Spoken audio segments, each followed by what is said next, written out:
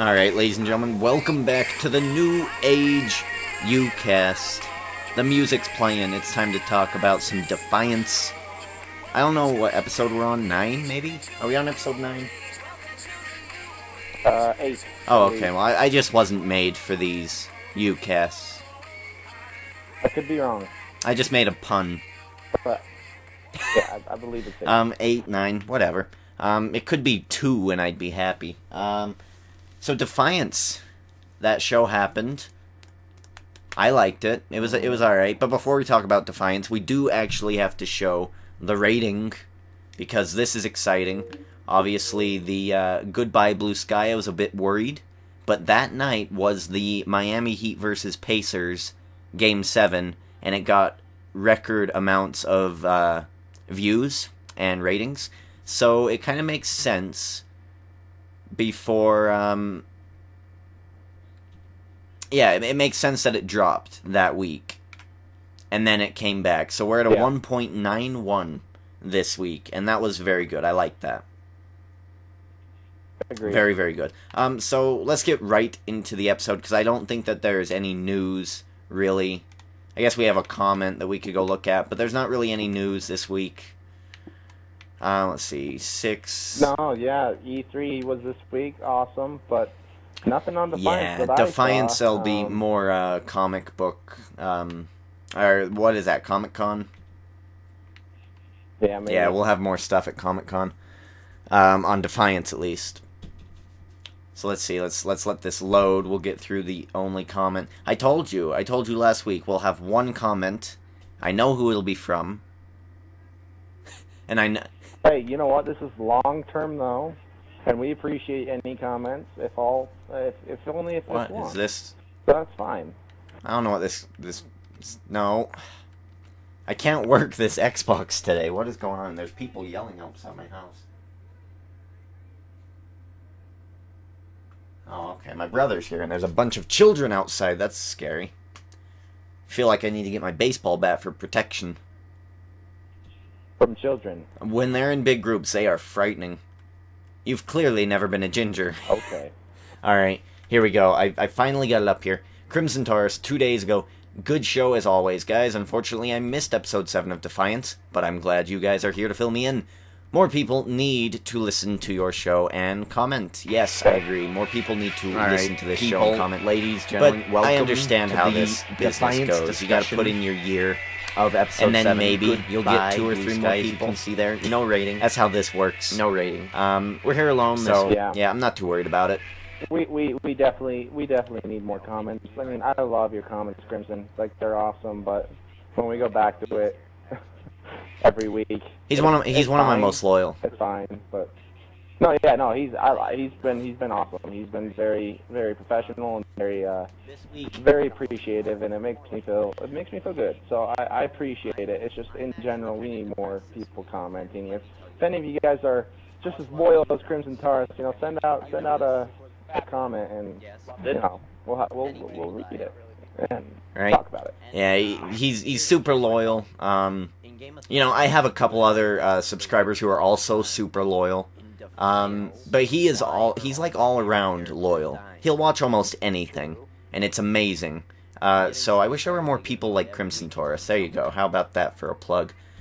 Speaking of plugs, I do want to mention that Crimson Taurus might not have watched this show had we not done this this YOUCAST. So, hey, Sci-Fi, you want to give us a job? I would happily review any of your other shows as well. They've been good so far, so. I'm glad we're just making a difference at all. It's a good show, and I think a lot of people aren't even aware of it. Yeah, it was because here's what I did. You want to know what I did to gain get the rating back from the NBA? Alright, here's what I did. I seduced Daytaktar's son, the actor, whoever plays Alektar. I seduced him, and I got him to lay on a bed.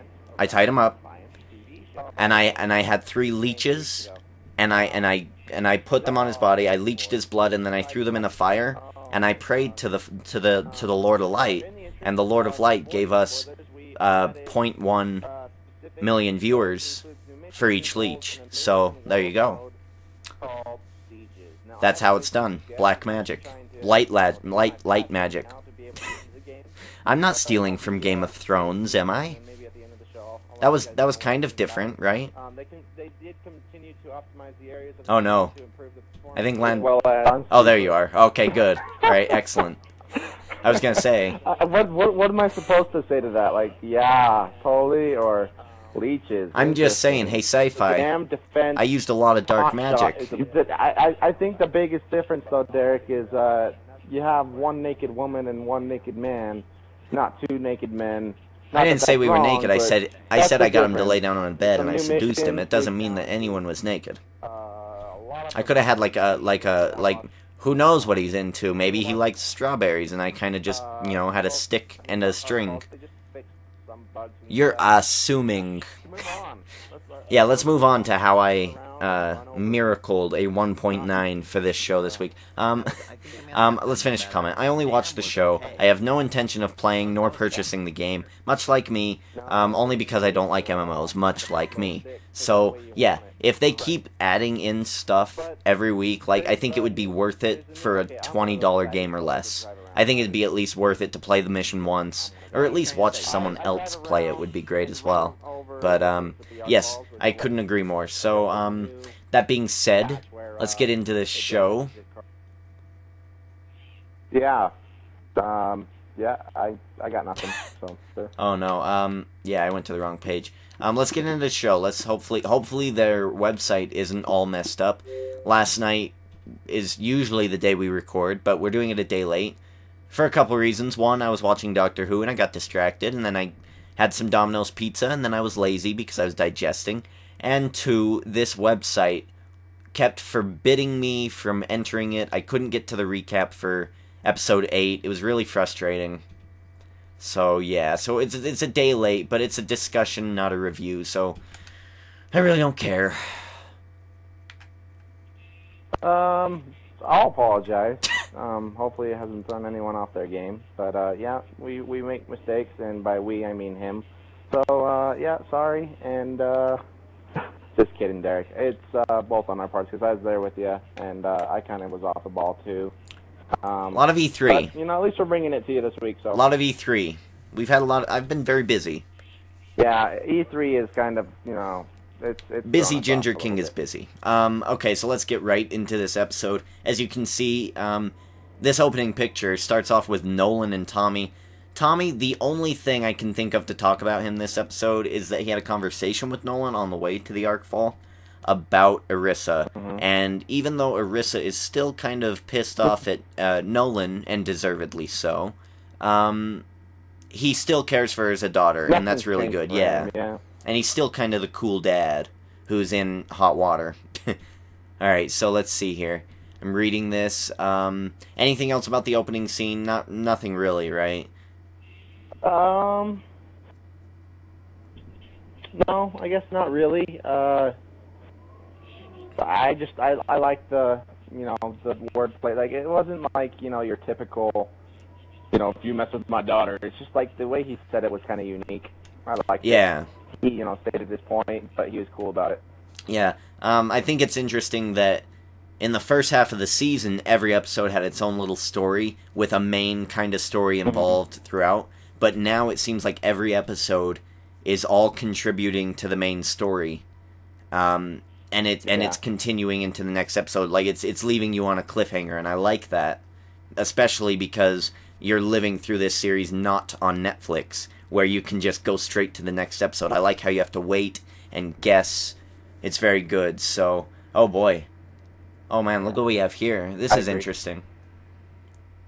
Alright, okay, I'm gonna look at this map here, but let me read this. It says, the United States ceased to exist in late 2025, shortly after the Pale Wars broke out in 2023.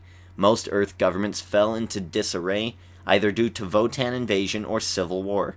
The United States held out longer than the others, but eventually collapsed following the catastrophic loss of life during the siege of Manhattan. So I'm going to boost this picture up here because I thought this was just a normal picture here of America. And it isn't. Hawaii's the same, Alaska's the same, Utah, same. Obviously, this is just a map. But this is how they're now pronouncing New Mexico. It's New Mexique, or New Mexique. Georgia is still the same. South Carolina is Carolina del Sud. And North Carolina is Carolina del Nord. Is this just another language, maybe? Maybe. I think the Voton language is, I guess the forms of Voton language is kind of coming into play here, because the Sud in Nord sounds pretty close to South and North. Yeah, and Nova York. So Nova York. So does that mean Uber Hexer Nova has taken over New York? What's going on here? Oh, good God. Nova Jersey. He has Jersey as well. Oh, it's like I'm... No wonder the world's gone to hell. Yeah, it's like we're playing Risk here. So, I don't know, maybe... I love Nova, oh, but whoops. hey... Wait, maybe that worked out well. Would he make a good president? Maybe. A definite maybe. Oh, shoot, I've just done something here. Oh, no. Okay. I hit the wrong button. Here we go, let's get back to it. What? Look at this! Oh, it did it again. Maybe I just can't use that link. So yes, so they're on their way to this arc fall, which has just fallen during the previous episode because of Sukar. He deflected it. And what do they find in this ship? While I try to get back.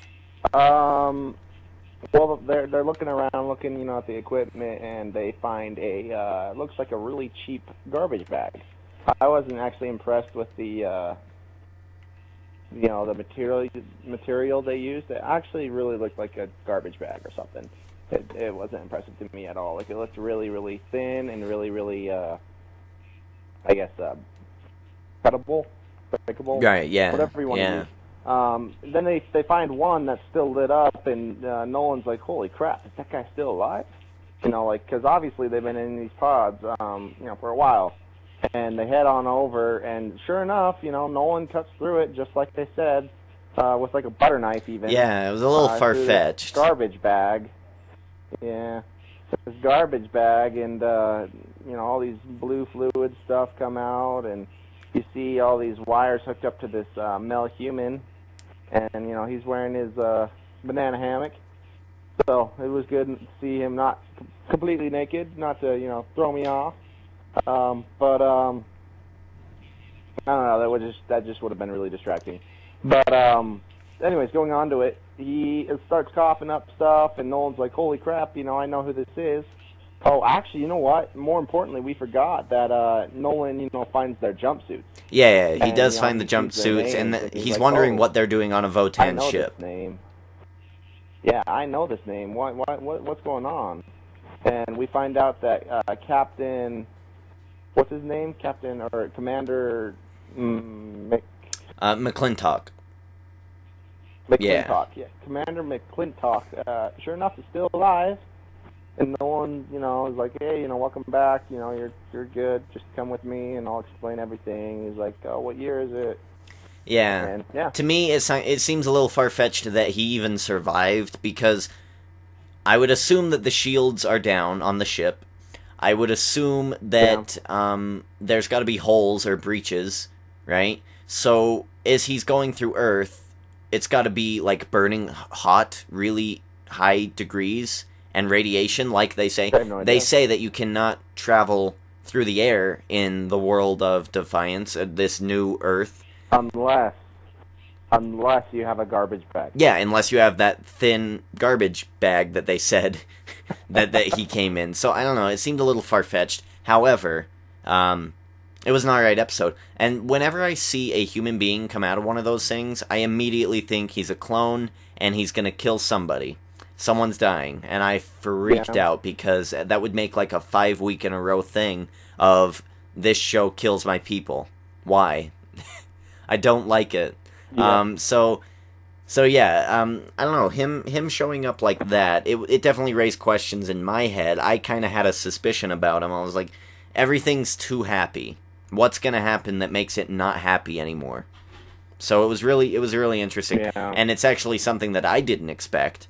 Basically, Gordon McClintock is an indigene who has been chemically enhanced to look like a human and have the human's memories and be a human, but when it gets to anything in power, any power figure, anything that it looks like it could take out or destroy to weaken any human, he turns into it turns into the Terminator, and it goes nuts.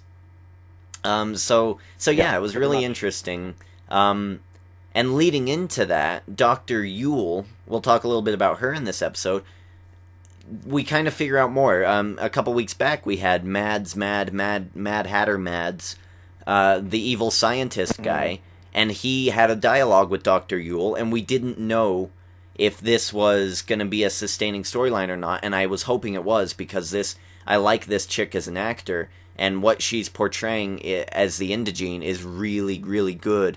And now we learn a little more about Dr. Yule, that she helped create these things. She knew what this thing was before this thing did any real damage, and she didn't tell anybody else. So what are your feelings on Dr. Yule? Do you think she's still a bad guy, still kind of playing the middle? Do you think she's still with the Vatanis Collective? I'll put it this way. I don't think she's cut strings all the way. I think she's the type of figure that can't. Meaning, like, it's just in her nature to want to, learn and reap benefits from, knowledge and stuff, regardless of the consequences. But then again, I don't think, like, she's at the point where, she's going to start betraying anyone or anything. I think she's loyal to Defiance, but she's still loyal to her own self. I mean, she has selfish things, selfish reasons. We even find that out in this episode this week. She chose not to tell Nolan about the experiments and stuff for, good reasons. It wasn't necessarily that she was protecting the Voton Collective, but the entire, Voton species, as it is. Yeah. Now, let me say, before we get on a little further, I just want to say that this episode is probably the most fun I've had in any of the episodes so far. That's interesting. I was so drawn to it. I was so entertained. I wanted it to keep going and keep going. Like, I really, really, really liked how this episode played out. And I don't know his name, but the actor who plays the commander did an awesome job. He's an awesome actor. I've seen him in Stargate before. I think he would be great for a multiple different roles for anything sci-fi. He's just good. Yeah, he's awesome. He did really well. I liked him. Yeah. He kind of reminded me of, I know I'm a big Mass Effect fan, and I know they're doing a Mass Effect movie. I think he would make a great Commander Shepard. But that's going off topic. I agree. So going back into topic, I was really entertained. I think even the dialogue between Dr. Yule and the Commander, your skin is so much more soft than I thought it'd be.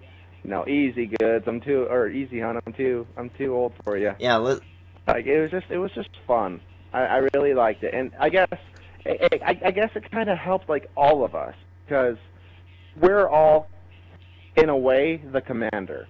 We're kind of thrown into this world, like, we thought it was 2013, and then all of a sudden, we're in this world among aliens, and everything has changed. St. Louis isn't St. Louis anymore. He even goes on talking about that with Nolan. He's like, this ain't St. Louis. I know St. Louis. I got to get a hold of my wife, all this stuff. I'm sure he's freaking out. Anyone would it'd be weird. And I liked how they did that, because I guess we can kind of relate, we're just like the Commander. We don't know what's really going on. We have to wait week by week to, kind of understand Defiance, or the world of Defiance, I guess. We are show by show. And, the fact that they did this with this character, it really helped me individually. I don't know if, it helped anyone the same way, but it helped me, to kind of, understand, how you would feel in this situation, how you're supposed to look at it. And I don't know, I really enjoyed this week. Yeah, we can actually talk about his experience, because as soon as he gets into the town, he is seeing his enemies. He's seeing Castathans, and that freaks him out. He's seeing he's seeing all these Indo genes. Sensoth dressed as women. Sensoth dressed as women. I think. Well, let's be fair. I think that freaked everybody out, and I think even Nolan kind of sideways looked at it. But I think they did that for a reason. I think they did it just so it'd be so far fetched. I think they did it because it's where it's like, oh my god. It's a little joke of, yes, there are women Sensoth. Like that's just like the message to us, I think. So like he's seeing all these creatures who are supposed enemies in his eyes, and he's suddenly like he's seeing them being friendly. So I don't know, like this could like just imagine taking a someone who lived in the Hitler regime, and they were a soldier, and then here all of a sudden we're among Germans. And we're not putting them in like in gulags or ghettos. Like it's just strange. Like it'd be weird. It'd be weird for him. I would imagine. It'd be weird for me definitely. But I think I'd get used to it a little better than he did. So yeah, I can totally understand why he's kind of a little freaked out by these aliens. So yeah, General. I don't know. I'm gonna call him Gordon. Gordon McClintock.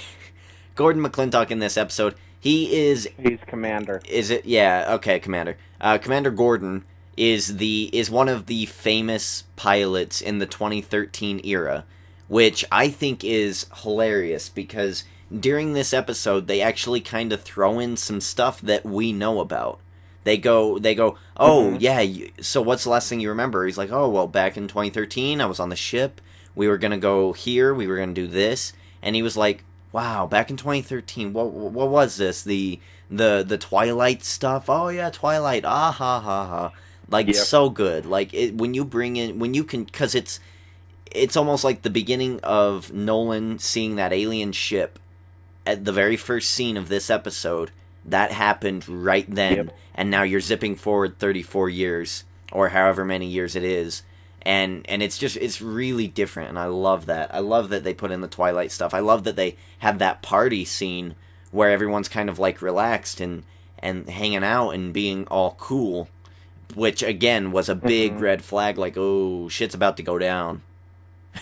That's what I thought. And especially when Rafe gives him his new clothes, did you first get the thought like, oh, those are Luke's? Yes, and he's like, you can go in his room if you want. You can shower in his shower. If you want, you can call me father. Huh? Like it was a little strange. I was like, whoa, Rafe, calm down. You've met him for 2 hours. Yeah, he's a big fan. Yeah, he's a huge fan apparently. So let's talk about what happened.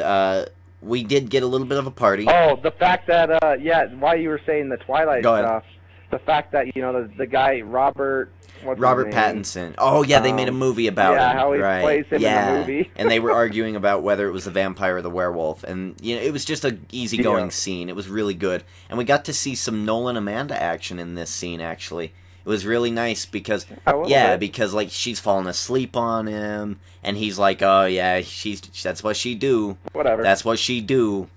We'll talk a little bit about Amanda and her love triangle. I don't even know what the hell to call it now because it's like a quadruple. Remind me, but we're going to talk about that later. Can we call it her love circle? Because I don't think it's a circle when it's got that many sides, right? So there aren't so many sides. It's just there are so many sides. She can't decide. There are a lot of sides. We'll talk about it in a minute though. But Gordon McClintock. So they're at this party and everything, and they're just kind of having a good time, and then they all go to bed.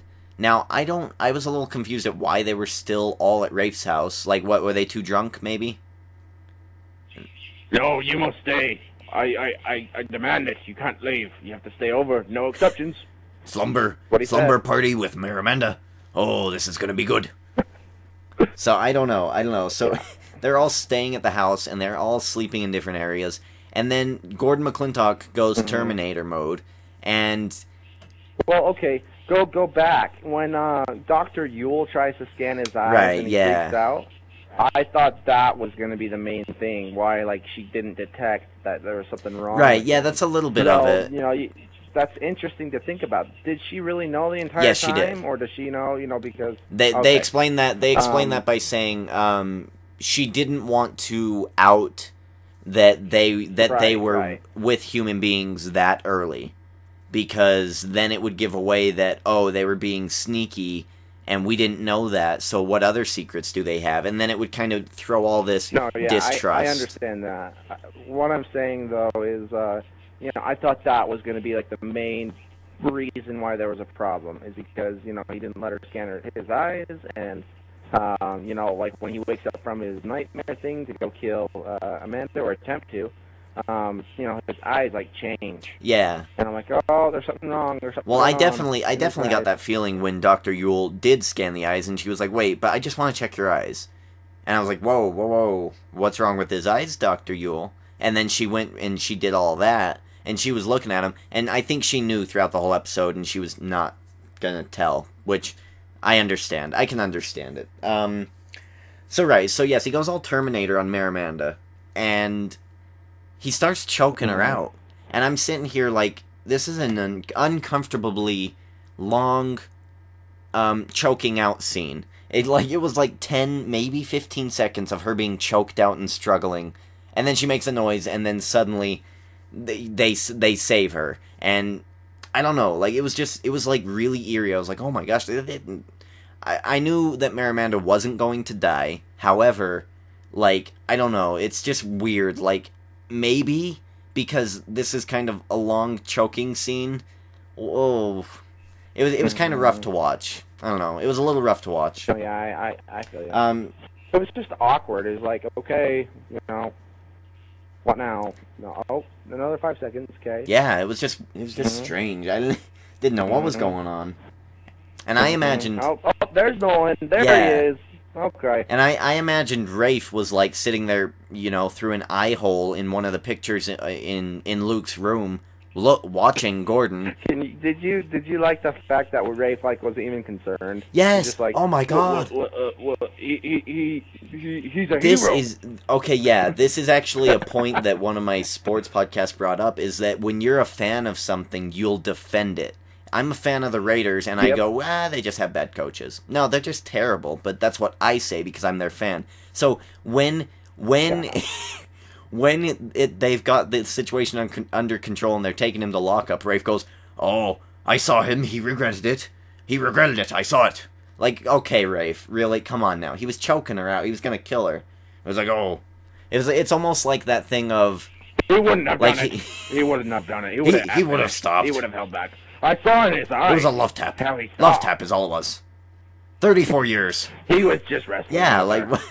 He was really horny. Yeah, exactly. That's a match. Like, come on, Rafe. Calm yourself. So Rafe was, like, really fanboyish here.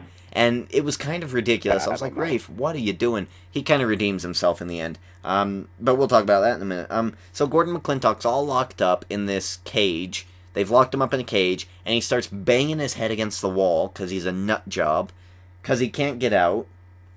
And I don't know. Like, Arissa's there, and she's like, "Hey, stop it!" Like, she doesn't even really care about him because she's still pissed off about Sukar. And then Nolan comes in, and they're trying to stop him from hurting himself, and they're wondering what's going on. And so they see, because he's bashed his head against the wall, that he's bleeding Indogene blood. So immediately Nolan's like, whoa, okay, this is something the doctor would have noticed. Why didn't she tell us this? So he goes and confronts Dr. Yule, and this is like, oh, it's so good. It's when, it's like when a good guy does a bad thing for a good reason, and then the other good guy has to threaten to kill the other good guy. Like, Nolan doesn't mess around. He's like, I'll kill you. And I'm like, whoa, Nolan, please, calm down. You killed Sukar. You killed Bioman. Please stop. Please stop it. I like you, Nolan, but you're killing my people. Do not threaten to kill her. Be nice. So I was freaked out. I was like, he'll do it. Answer. He's killed Mads. He was going to kill his buddy. He's killed Bioman. He'll do it. Don't mess around. Tell him the truth. So she does, and you get a little bit of a back history. And, I don't know, to me it was just, like, a really interesting scene. Alabama. Why is it talking about Alabama? Sorry, I'm switching these slides here, and it's going to Alabama now. Because I think he asks about Alabama at one point. Yeah, it was the main research thing. Still stands of Gordon 2046. Okay. Oh, so it's the lead scientist place, I guess, for the humans. In Alabama, of all places. That's interesting. Alright. Bama! Whatever. So Gordon McClintock is now all depressed, and he makes this epic grand escape with Nolan's gun, and no one can find him, so he ends up at the edge of a cliff, and he's about to jump, and then who should save the day but crazy bitch Rafe McCauley. Rafe McCauley comes on in, saving the day, kind of, maybe, telling him a really big backstory, and I like this. This is maybe my favorite scene of the episode, because Rafe McCauley not only demonstrates a good view on life in general, but a good view of his life in Defiance. This life is meant to be hard. You're meant to struggle. You're meant to lose things and move on, because life, you're clinging on to it. I loved that you're clinging on to life and holding on to it so death can't take it away. I loved that so much. It was so good. I think this was my favorite serious scene. Yeah, so far, yes, absolutely. Rafe really delivered it well. And it gives us a little bit more backdrop on Rafe. Yeah. The fact, how he's dealing with it, and what he has to look at and consider. Yeah. I mean, yeah, he lost a son and he lost a wife. He still has 2 kids. Yeah. He's gone. What happens to them? Yeah, I really loved this scene. So by the end of it, that actually sparks the question: where was Quentin during all? I don't know. Somewhere. I don't care. Crying in his room. Yeah, he's probably running away from evil old hag lady. I don't know, somewhere. So by the end of the scene, Gordon McClintock has a little bit of a choice. Does he jump and end his life because he thinks he's a monster? He's not really Gordon. He's... Well, let's get into this. What would you do in this situation? You find out you're not human. Your memories are kind of technically fake. I mean, they're not your memories. Right. You never experienced them. Your real self did. And, what would you do? Well, if I was also... would you try to continue on the life of your old self? I would also continue on. I am with Rafe in this situation where no matter how depressing it gets, life is so good. I've always said this, I kind of laughed at the fact that he, asked himself, is my wife even going to want me anymore? She's going to be 60. Yeah. Question is are you going to want your wife? Right. I mean, you're in your prime, buddy. I think it's safe to say that anyone who's ever lost anybody, if you see them walking down the field 35 years later, and they're the same, they look the same as when they died, I think... You'd probably I think you would invite them in immediately. You'd be like, "Come here, yeah, I don't care. I'm part Indogene. I don't care.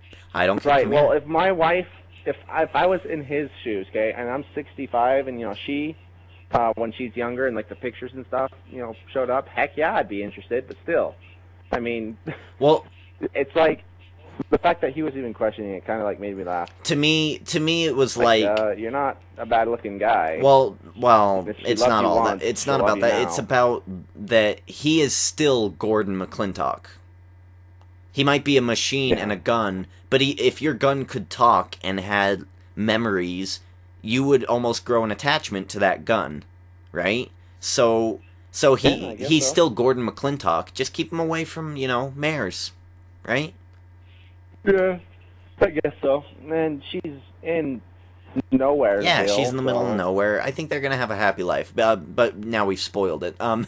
So Gordon McClintock has a choice. Does he jump, or does he take Luke's clothes and go meet his wife? And then it kind of cuts off there. And at the end of the episode, you get a good little scene of him meeting back up with his love. And, so that's kind of nice. It's really good. But the main thing about this whole storyline that I love the most is Rafe McCauley really depicting life how it should be depicted, is that you want to cling on to it as much as possible and never let it go. Yet, you also do not want to be scared of dying. And that's why Rafe is... Oh, man. Rafe is, He's this close to becoming my new favorite character. He's this close. Can we rewind and go back to episode 1 where you're like, I want him to die? Yeah, exactly. Like character arc. It's done really well so far in this show, and I consider myself a pretty hardcore reviewer of shows, and this is a winner. This is one that I would say gets an overall 7 out of 10. Watch it. It's not amazing, but it is good. I like the fact that, like, in a lot of TV shows, they kind of give you the character, and it's like the same problem, whether it's a different situation every episode with that character. And Defiance, though, I've really noticed, like, they, defining the characters with their individual episodes, but their situations are evolving, and like the way they handle things are evolving. They're not like we're getting more out of them. We only got a sample of the sandwich. It's not just the whole sandwich, the first episode, and that's what we're going to get every episode out of them. Now, Daytac maybe a little bit, because he kind of has been. Maybe, I guess, a little bit with, what's her name? Amanda. I mean, just a little bit, but, for, like, Nolan and for Arissa and for, big one, Rafe, he's been huge. They really progressed. And Quentin, he came out of nowhere. Just, all of a sudden, I mean, he was there, but, did you think he was going to be as big as he was? No, you even said I even said, I was like, we're never seeing him again. I think he'll come into play, but... Yeah. Like, I really like how they're doing this, and how they're not making it, like, feel like the same, situation every episode, where, they're going to react the same way. And I guess they've done a little bit with Daytac. I mean, he's had different reactions on some of the episodes, but he's typically the same guy every episode. Yeah. But like with Rafe, he kind of was a hard ass. Yeah, he's a mixed bag. Yeah, he's definitely mixed, and I like that. I really do like that. All right, so let's we're enough on the main storyline of this episode. Let's go into the side storylines of this episode. We had Daytac Tar in this episode. He's back. I'm very happy about that. Daytac Tar. He is. All right, so let's just kind of review here. Last week we had Kenya and Stama, kind of have a fling with each other. They kind of like each other. They kind of want, girl power. And if Daytac were to find out, he would flip. He would go insane. So now what's happened is that since Kenya has developed feelings for Stama, she does not want to service Daytac Tar. So instead, she gives Tira to Daytac, and Daytac freaks out. This was probably the funniest scene of this episode. I would too. This was it. Regardless how dirty I will say that, like, yeah. A lot more I will attractive. say that. I'm sorry, Tira, but you're not in Kenya's league. Did you see her knuckle? I mean, come on. Yavi knuckles. So Daytac Tar says she has man knuckles, more used for kneading bread than a man's flesh, or a Castathan man's flesh. That made me laugh. I was like, oh, that's the nicest way to insult someone in the worst way possible. So good. I love the writing for Daytac. He's so he's like so high class, yet he's down with these low class people and mixing with them so well. I love it. So he is dangerously close. He's so suspicious of Kenya right now, because he's like, why would she reject me? What is going on? I pay her. I'm good looking. So he's like thinking in his head, why is she rejecting me? Go ahead. I gotta. It's just starting to get a little ridiculous for me.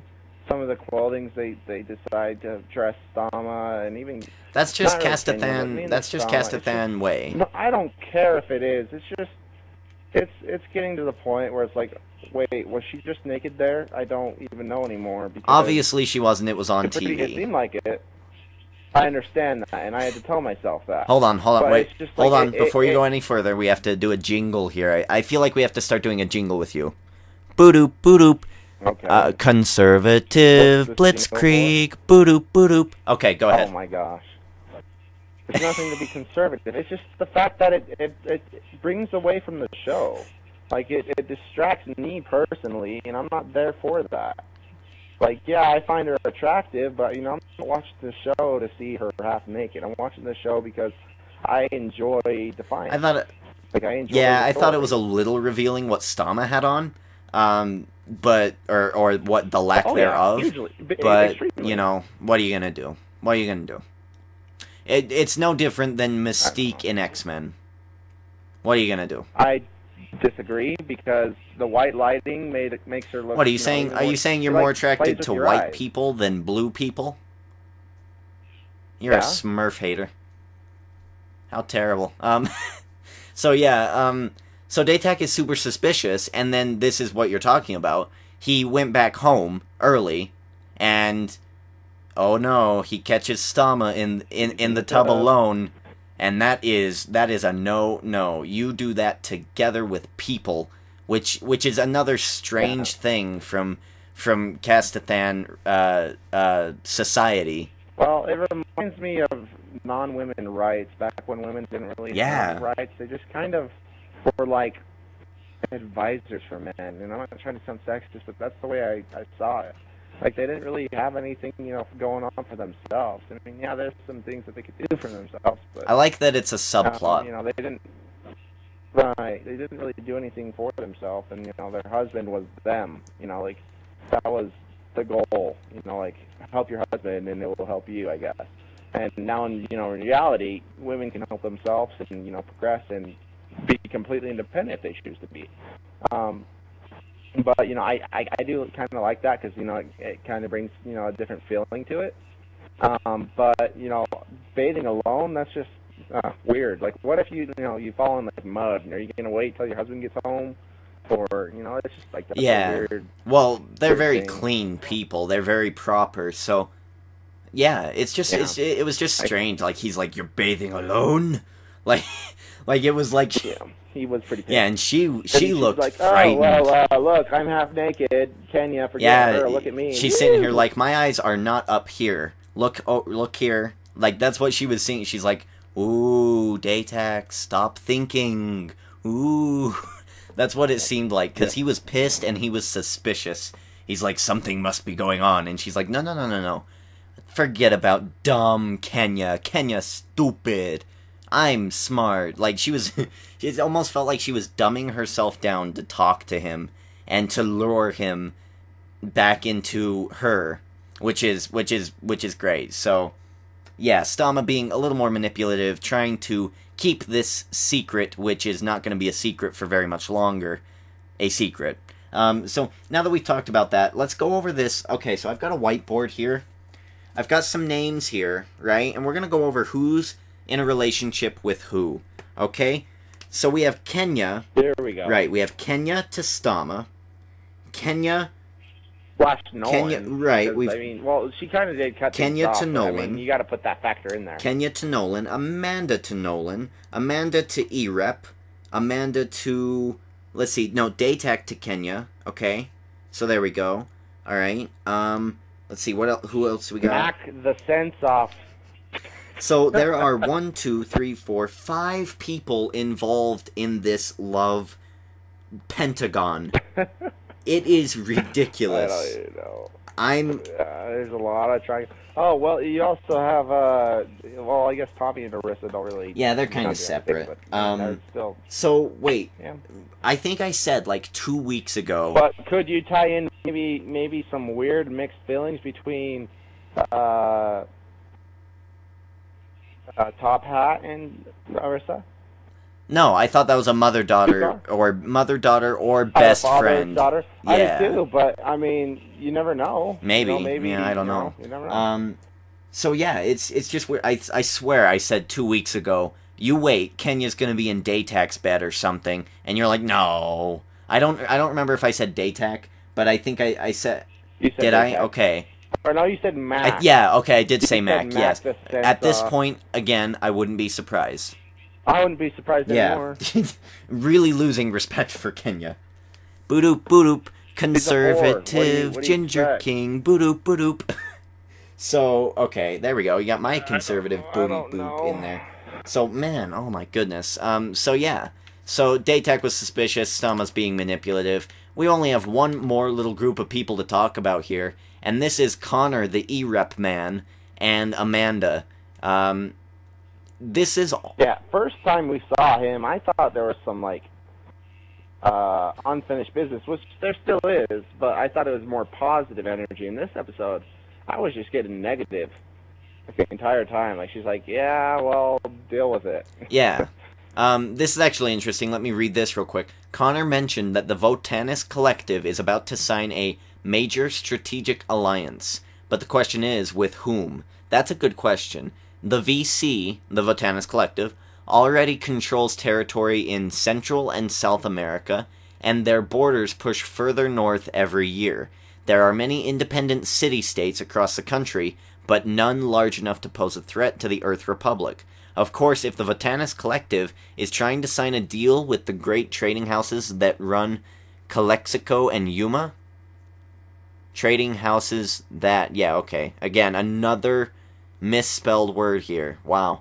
Calexico and Yuma, endpoint of the proposed maglev train that could become a problem for the Earth Republic. Okay, so basically, it's like Risk, where the Votanus Collective is slowly moving north, right in the path of this mega train that the E-Rep are trying to build. Alright, so that's kind of interesting. So, Yep. Yeah, so we first see Connor in this episode, talking to Amanda about you know, a job interview.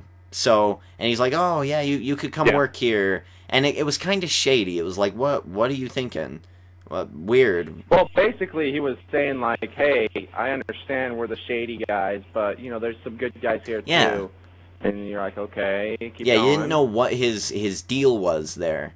But throughout the episode, you find out that he was really just trying to get her to stop being the mayor, so she's in no danger or no threat, and he can kind of protect her.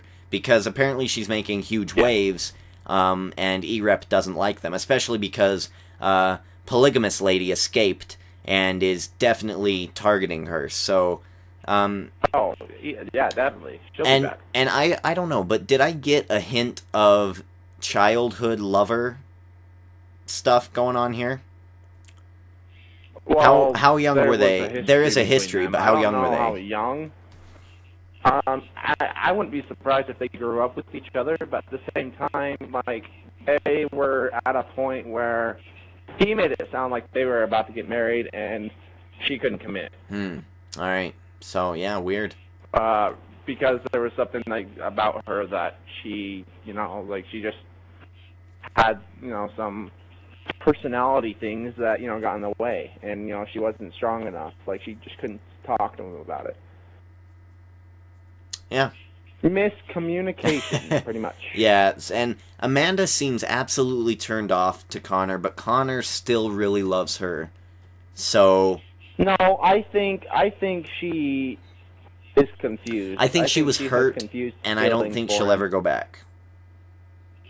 I don't either. Especially with I Nolan. mean, it will tie into Nolan and her relationship, whether it happens or not. But she's definitely confused because he definitely still likes her, and I mean, I think she still has feelings for him in some ways, but she knows that her place is in Defiance, and you know, she doesn't give in to peer pressure. Yeah, it was just really strange because, like, I like this E-Rep guy, but he's E-Rep and they're an enemy. So I'm imagining a situation where he's going to betray them. They're necessarily the enemy. They're the enemy of the show this really season. Made them to look like the enemy. Right. I think that they are corrupt. Yeah. But I don't think everyone in the E-Rep that we'll see are bad people. I don't think Connor's a bad guy. I don't think... Maybe he's had to do some shady things to get to where he's at. And for the greater good, even. Like, maybe he can... or maybe, you know, he would try to back himself up, you know, regardless of whatever he did. But I think he's, you know, independently not entirely a bad guy. Yeah, I think it's... He has good intentions. I think it's a situation... It's like a Castiel situation, where they're supposed to be good guys, but they're really doing bad things for a good cause, and they're going the whole wrong way about it, and there's going to be some sort of rebellion, and I think Connor's going to be like the new E-Rep head, and then that'll lead into like season 3 where they take on the Votanus Collective. He'll definitely be a major figure Yeah, for either. yeah, and I really do like him. I could see him turning into a bad guy. Yeah, I really do like this guy, this Connor. He's classy. Yeah, pretty good actor. I don't see any. I really don't see any faults in any of these actors. Do you? I don't see amazing performances, you know, but I don't see atrociously bad. I see a little bit of a fault. With who? With Larissa. Okay. She... Sometimes I'm not sold with her emotions. Like, when she's emotionally mad or sad, like, she doesn't sell it to me. Like, I don't know. Like, she's a good actress. Like, she does good. She's awkward. I like that, though. Because I think that's what her character is an awkward, you know, growing teenager / you know, young adult Castan. But I don't know, like, she just doesn't sell it to me on, you know, some scenes. Yeah. And then sometimes I think Nolan is too good. Like, not morally. Like too James Bondy. Good, like, no, always like, knows what to good say. At what his role is. Like, he's just too Clint Eastwood. He's too good. Oh, I see. All right. He's too accurate. I guess that's fair. Yeah, I would say, like, let's see, the only person I've ever had a problem with is, I really can't think of anybody. Maybe Kenya, maybe. Yeah. She's fine. Like, there's just... She's a whore, that's all you she's need just to my do. least favorite, I think, right now, you know. Everyone else is doing amazing. Yeah. Yeah, so Yeah. I really see no faults yeah, in any of I these don't characters. Let me read this last thing here, because we're going to get into what happens in the next episode. It says, this girl, Charlie Rivers, the Asian lady who was asking all the questions, traveled from California, site of the Defiance game, traveled from California. A plague has broken out in the game, and Charlie brought it to Defiance. So this is, what do they call that? Specimen Zero? What do they call it when it's like the original? It's the original person who outbroke it. Yeah, so she is like the person who brought this plague into Defiance. So she didn't get it from Commander? No. No. Oh. Is that what you thought? Yeah, I thought she constricted it, or... That's kind of what I thought too, and maybe so, but from this thing it says that she brought it to Defiance from California, because apparently in the game there's a virus. I see. Yeah, I thought there was some, like, weird Indogene thing, you know, coming off of board and that, you know, got her sick, because she was there with him, you know, questioning him and stuff, but that doesn't, you know, explain why, you know, the mayor or Nolan or Rafe happened, you know. Yeah. I guess that explains that. Yeah, okay. That's what I thought. I would not have known that. Yeah, so it's really interesting. And let's talk about the final scene in this episode. Nolan goes to get more answers from Dr. Yule, and he's kind of being pushy about it, and Dr. Yule kind of seems not interested in that. She seems a little more interested into the bodies that are on her table, and I was too. I was like, what is going on there? Yuck. And she was like checking the temperatures, and then this Asian chick comes in, and she falls to the floor, and then Dr. Yule's like, we have a plague, and ain't nobody got time for this, we got a plague. That's what I imagined in my head, and then it cuts off. Cliffhanger episode. Amazing. I love them. I hate them, but I love them.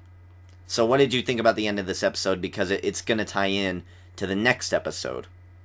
9, 10, 11, 12, 13. We have 5 more episodes. Her breaking down and being sick and yeah. stuff.